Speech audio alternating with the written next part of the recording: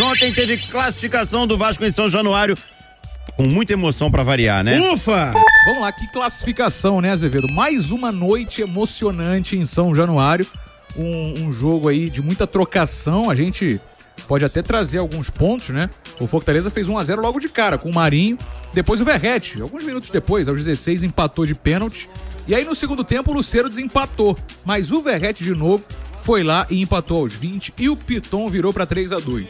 Então, até os 40, 41, 42 do segundo tempo, o Vasco estava se classificando no tempo normal. E aí Hércules empatou aos 43 e nós, de novo, estávamos indo para os pênaltis em São Januário, em mais uma noite já dramática para o Vasco em casa. Payet, Sforza, Piton, Pumita e Verrete marcaram nas cobranças de pênalti. O Fortaleza ia marcando todos, até que Léo Jardim pegou a bola do Kevin Andrade e garantiu 5-4 para o Vasco e a classificação para a próxima fase da Copa do Brasil. Vamos ouvir Rafael Paiva, técnico interino, ontem, o último jogo dele à frente do Vasco, treinador Rafael Paiva. Bom, a gente levou muito em consideração a semana, né? Foi isso que a gente passou desde o início para todos os atletas e Galdamos e Sforza, para nós, eles conseguiram nos dar o equilíbrio que a gente queria, né? A gente se proteger ali defensivamente, mas também construir, né? Então foi em cima disso. Os dois estavam muito bem e a gente optou por continuar, né? A opção da troca do João era porque ali eu via um lateral, né? Precisava entrar um lateral, o João já tinha cartão amarelo e eu não ia deixar um jogador amarelado ali, a gente saltando um pouco mais alto, tomando algumas transições. Então a ideia foi simplesmente pelo cartão amarelo e para colocar o Puma, e a gente já tinha trabalhado isso na semana também. Então tem a palavra do técnico interino Rafael Paiva. Vamos falar do Verrete. 4 gols na Copa do Brasil e 3 no Brasileirão. É artilheiro nas duas, o Pablo Verrete. 10 jogos nas duas competições, com 7 gols e 1 assistência. São 13 finalizações do argentino pirata, o Pablo Verrete. Com esses quase 3 milhões e meio de reais em premiação, o Vasco agora leva quase 9 milhões no total em premiações só na Copa do Brasil, e ajuda a movimentar o caixa, né? Nesse momento aí judicial que o Vasco vive, momento conturbado também na justiça. E hoje começa de fato a era Álvaro Pacheco. Ontem anunciado o treinador português, o Vasco só volta a campo no dia 2, né, no outro domingo contra o Flamengo, no Maracanã, no retorno do Brasileirão, então o elenco ganha folga hoje e também amanhã. Então Álvaro de fato começando os treinos na sexta-feira, mas a gente pode dizer que hoje começa a era Álvaro Pacheco no Vasco, tá? Vascão classificado na Copa do Brasil, com emoção, hein?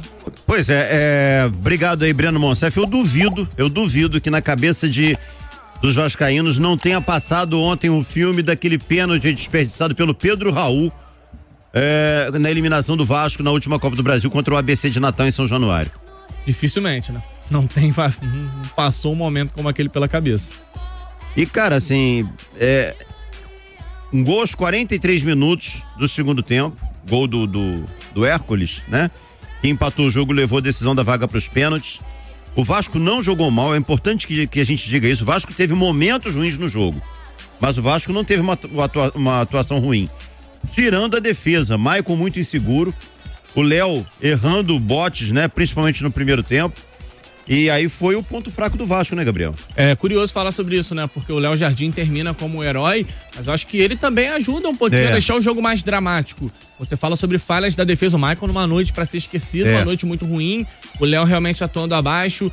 O Léo Jardim, o Léo abaixo que digo o Léo Pelé. E o Léo Jardim, no meu entendimento, primeiro gol do Fortaleza, ele aceitou claramente, ele errou ali no movimento, acabou aceitando um chute que não era tão complicado assim. E no chute do Hércules, apesar do desvio, confesso, assim, eu não vejo como uma falha, um frango, mas eu fico esperando que um goleiro daquele calibre, um goleiro daquele patamar, que ele venha a executar a defesa. Eu concordo contigo, acho que a atuação ela dá vários sinais positivos, infelizmente a defesa ajuda a deixar tudo mais dramático, mas o poder de reação do Vasco, que esteve atrás do placar 2 vezes, um Vasco que sofre um empate no finalzinho, tem que ir para os pênaltis em tese com a moral um pouco mais baixa e ainda assim terminar classificado, é um cenário extremamente positivo. Veja bem, eu não acho legal ficar avançando toda hora no sufoco. Óbvio que isso não é tão legal, não é tão produtivo. Mas existe um lado extremamente positivo nisso tudo. Você vai ganhando casca no mata-mata. O Vasco sofreu muito contra o Água Santa, E um 2-0 virou 3-2. Essa regularidade nos pênaltis tá bem legal, né? Foi buscar empate naquela partida, avançou nas penalidades num cenário onde o Vasco estava totalmente impressionado, porque ser eliminado pelo Água Santa seria um vexame enorme. Aí o Vasco avança, pega um Fortaleza que é casca grossa, é time chato. O Vasco tem essas alternâncias no placar, vai para os pênaltis, sofrendo um gol no final, com a moral um pouco mais embaixo. O Vasco dá um retorno positivo, acertando as 5 penalidades. Você vai ganhando casca no mata-mata. O mata-mata, ele não é feito pro melhor time. O mata-mata, ele é feito pra quem resiste melhor aos confrontos. Então o Vasco, bem ou mal, já tá nas oitavas. Se existe uma boa chance do Vasco sonhar com algo maior na temporada, essa chance reside na Copa do Brasil. E ter avançado dessa forma contra o Água Santa, ter avançado de forma tão dramática contra o Fortaleza, são situações que vão dando ao Vasco uma sensação de que não tem jogo perdido, de que não tem bola perdida, de que dá pra alcançar viradas, dá pra alcançar reviravoltas dentro de um cenário de mata-mata, até contra equipes que podem ser mais fortes. Eu vejo o Fortaleza hoje como um time ali de nível parecido com o do Vasco. Mas o Vasco se enche de moral pra enfrentar, de repente, adversários mais pesados, e a tendência é essa daqui pra frente, e se mantendo vivo na competição. Repito, o ideal era ter um pouco mais de consistência defensiva. Se você não apresentar consistência defensiva contra times mais fortes, você certamente vai ser eliminado. Mas se você corrige esses pontos e vai com o emocional fortalecido, como o Vasco está, a chance de ter uma boa campanha ou de avançar, chegar numa semifinal, numa final é muito grande. Cara, eu sinto falta também do Vasco ter uma efetividade maior nesses atacantes de lado, né? O David, como o David oscila no jogo, hein, ô Gabriel? Então, eu fiquei com a impressão ontem de que o Vasco encontrou os 2 pontas, os 2 pontas são esses, mas concordo contigo, ainda não passam tanta segurança. Você observa o David, que é um jogador muito forte fisicamente, um jogador que dá muito volume de jogo, que participa bastante, mas que erra muito na definição, e o Watson vai pelo mesmo caminho, características diferentes, jogador mais leve, driblador, um cara que recompõe bem, mas que também erra muito na definição, mas me parece que esse é o caminho pro Vasco. Com esse elenco de momento, eu acho que o Vasco precisa reforçar quanto possível, quando a janela reabrir, o Vasco precisa buscar pontas.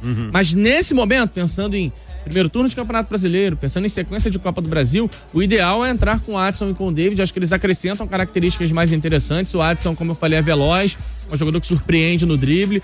O David tem a força física. Agora, os erros, eles se amontoam ao longo da partida, mas eu acho que são erros de jogadores dessa qualidade técnica, né? Jogadores que são até jogadores interessantes, mas que, de repente, não possuem uma capacidade de protagonismo tão grande. Eu vou te falar, cara, a arbitragem, ela tem uma capacidade de irritar a gente além do normal, né? O Wilton Pereira Sampaio ontem, a lenda, horroroso. Ele quer aparecer mais do que os 22 que estão em campo com a bola nos pés, né? Ele quer aparecer mais do que todo mundo. Cara, foi a primeira vez que eu vejo o mesmo time comemorar o mesmo gol 3 vezes. A primeira vez que eu vejo, na minha vida, o time comemorar o mesmo gol 3 vezes. E por que eu tô falando isso? Porque o VAR, ele chamou o VAR, aí o VAR validou o gol do Lucero. Hein? Do Lucero, que foi o gol do Fortaleza. O segundo, né, do Fortaleza. Foi o segundo. Validou o gol. Aí todo mundo comemorando. Daqui a pouco, checagem do gol. Para todo mundo. Validou de novo. Gol. Todo mundo saiu correndo, comemorando, os jogadores baixos reclamando. Para tudo de novo. Checagem de novo. Gol. Todo mundo, cara, nunca vi isso na minha vida. Não sei. Eu falei, vai ser uma goleada. Não sei se no estádio deu pra ter essa percepção, Azevedo. Na transmissão de TV, a TV focou em mostrar as reações do Vojvoda. Porque ele comemorava, aí o árbitro olhava segurar, ele esbravejava, aí daqui a pouco vinha uma sinalização de gol, aí ele comemorava, aí daqui a pouco segurava de novo a definição e o Vojvoda maluco dentro de campo. O Wilton tentou inventar um pênalti pro Fortaleza ali, né? Foi salvo pelo VAR, ainda bem. Cara, uma atuação padrão Wilton Pereira Sampaio, né, Azevedo? Com o árbitro chamando muito a atenção pra si e errando em diversas definições. Menos mal que o Vasco terminou classificado. Ontem o jogo do Vasco foi teste pra cardíaco, meu amigo. Foi teste pra cardíaco, mas o que importa é que passamos. Que vem ao próximo. Fala, rapaziada, olha só, em meio à escassez de jogos, o Vasco ainda vai matar qualquer pessoa, porque quando ele só tem ele jogando, ele vai fazer essas graças, mata secador, vascaíno, mata todo mundo. Quando eu achei que ia dar ruim, deu bom, quando eu achei que ia dar bom, deu ruim, mas no final deu tudo certo, graças a Deus. Valeu, rapaziada, Lucas Motoboy. Valeu, Lucas, um abraço. Cara, o torcedor tá se recuperando ainda. E ontem teve um lance porque você já viu o suspense que o Wilton Pereira Sampaio faz pra dar decisão do VAR? Ele é o João Kleber do futebol. Ele para. Né? Cara, ele gosta de fazer aquele suspense, entendeu? É praticamente um programa sensacionalista daqueles programas policialísticos, entendeu? Esse é o Wilton Pereira Sampaio. Eu só fazer aqui o tempo tá passando aqui e pra gente não deixar passar batido, só elogiar o saldo final do Rafael Paiva no comando técnico do Vasco. Porque não é questão de assumir o comando técnico interino. Ele me irritou interino. Bastante ontem, mas tudo bem. Mas assim, eu vou me apegar muito a resultados e ao que ele conseguiu entregar ao Vasco nesse tempo. O Rafael Paiva assumiu depois de uma crise enorme que se criou após aquela derrota para o Criciúma. E assim, assumir como interino, de repente o cara até se prepara para isso, mas não naquele cenário em que ninguém imaginava que o Ramon Dias deixaria o comando técnico. Rafael Paiva assume com um ambiente muito ruim. No fim das contas, ele entrega o Vasco classificado na Copa do Brasil contra um adversário chato. E aí pouco importa se foi com 2 empates, né, Azevedo? O importante era avançar de fase na Copa do Brasil. Pouco importa se vai vencer ou não.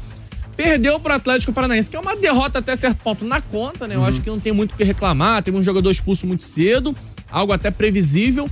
E venceu o jogo em que ele tinha essa obrigação, que foi o jogo contra o Vitória em São Januário. Eu não tô dizendo aqui que o Rafael Paiva estabeleceu nada de muito novo no Vasco, também em alguns momentos me incomodou uma tomada de decisão ou outra do interino, mas pelo momento em que ele assumiu o Vasco, na temperatura em que o clube estava, ele conseguiu entregar o clube ao Álvaro Pacheco.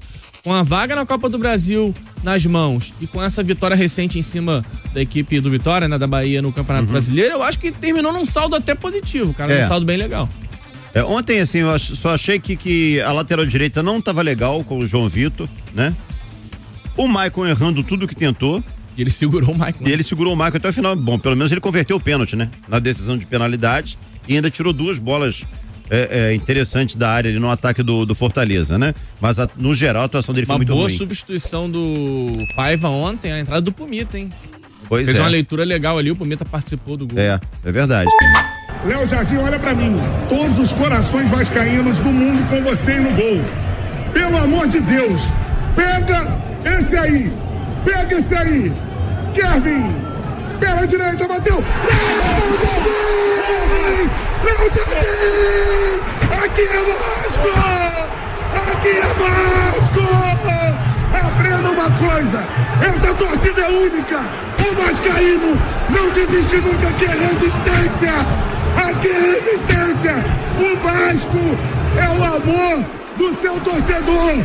Enquanto existir um coração infantil, o Vasco será imortal.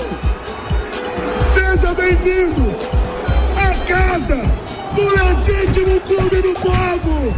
Aqui é a barreira do Vasco. Quando a torcida do Vasco diz assim, ó, eu vou carregar o time para a próxima fase, é impossível parar. Porque o Vasco é gigantesco. O Vasco é um dos maiores clubes do mundo. 777. O Vasco não precisa de vocês. Vaza! O Vasco é o amor do seu torcedor. O amor único. O amor genuíno. Léo Jardim, eu te amo. O melhor goleiro do Brasil. Léo Jardim, eu te amo, cara. Pelos milhões de corações vascaínos espalhados pelo planeta. Muito obrigado, Léo Jardim. Eu te pedi, você pegou. Muito obrigado, Vasco, classificado. Secou, Vasco. Secou, né? Secou errado, otário. Aturosuda. O Vascão segue na Copa do Brasil. Esse clube é enorme. Vocês não estão entendendo. Aqui, ó. Essa galera não desiste nunca. Isso aqui é a alma do Rio de Janeiro. É a alma dessa comunidade aqui, ó. A barreira do Vasco. Que abraça esse clube. Aqui é resistência. E o Vasco passa! E coisa linda, torcida do Vasco. Você merece. É uma torcida que merece muito, muito, muito ser feliz. E vai ser, eu tenho certeza, porque o Vasco não precisa de ninguém. O Vasco é o amor do seu torcedor. De uma torcida absolutamente gigante, apaixonada, espalhada por todo o planeta. O Vasco está classificado.